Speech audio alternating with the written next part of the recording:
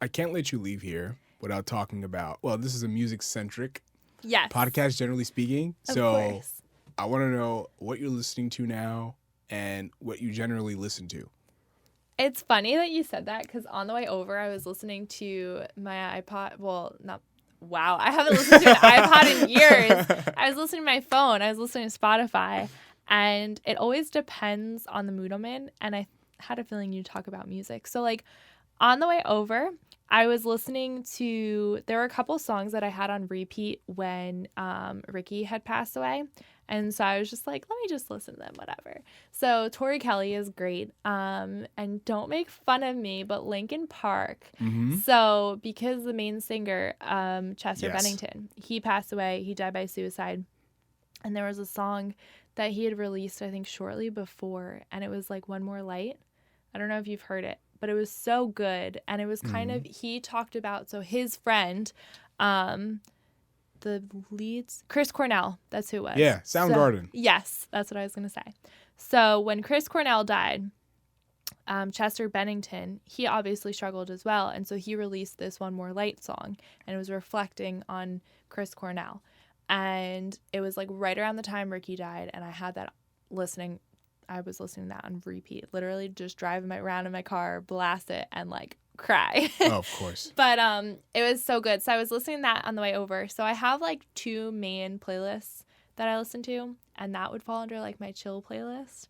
And then I also have like my country playlist. It depends on the mood I'm in. It depends on the time of year and all that. But like I can listen to anything from like Frank Sinatra, who I adore, to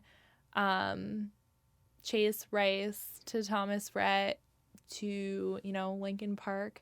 Depends on my mood. Yeah, I'm like all over the place. I Yeah. can never tie it down. I used to drive my brother around, and he would blast like old school rap. I would have like D12 on when I'd be working out. That was like, that was my thing. I'd put my D12 Spotify station on, and just when I actually went to the gym, that would be playing. But yeah, it was my little motivator. So yeah, I'm all over the place with my music. Well, when we're talking about like mental health and music, speaking of Chris Cornell, about, let's see, almost 30 years ago, he was in a band called Mother Love Bone, right? And the singer of that group, I think it was a singer of the group, Andrew Wood, he passed away. I think he died of an overdose. Wow. And Chris was really close with him. Him and Eddie Vedder of Pearl Jam, very, very close together. So in tribute to him, they did an album they formed a group called, was it Temple of the Dog? And they put out an album in 1992, 91? 92. I forgot the year. I think it was 91. But it's a beautiful album because all the songs are like very, you know, they're sad, they're a little tragic, but they're extremely gorgeous because Chris Cornell has an amazing voice, and a lot of his lyrics are like powerful. And a lot of those Seattle bands from the early 90s kind of touch upon that because Seattle's very dreary, it's wet, it's gross, it rains a lot, so that's very depressing. It really is. You're not getting a lot of vitamin D. Yeah, and that's the thing. It's just kind of full circle because when, you know, hearing like Chris tribute his passing friend, and then when I go back and listen to that album after he passed, it's like, wow, it's like doubly depressing, but like equally as beautiful because he was tributing, you know, someone, and listening to the songs after he passed, it's like, wow, you know what I mean? You know, I can't put into words of the feeling. And Alice in Chains too. I don't know if you're familiar with that group. You know, the same crew of bands from, you know, of the early grunge period, like Nirvana, Soundgarden, all that stuff. My brother loves that. Yeah, I love that stuff too. Lane Staley had struggled with depression and addiction, and when I listen to his music, it's like, this is the saddest music you'll ever hear is Alice in Chains, period. In my opinion, unbelievably sad music, but gorgeous stuff. But it's very, very melodic, but so depressing. But like, you know, you see like he's letting out his pain in the music, and I think that's just, you know, that's my musical rant for the day. No, absolutely. But, a lot of people, yeah. They have, like a lot of artists, that's their outlet is their music.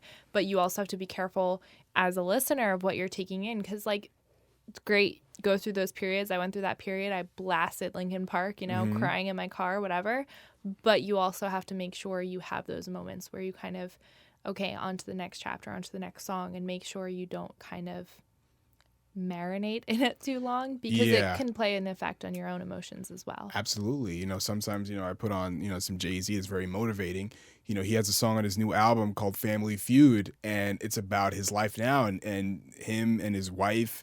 The opening line of the song is Super Bowl goals. My wife in the crib feeding my kids liquid gold. I think that's just amazing, because it's just like, we have aspirations to be the top of the top. We have unlimited aspirations.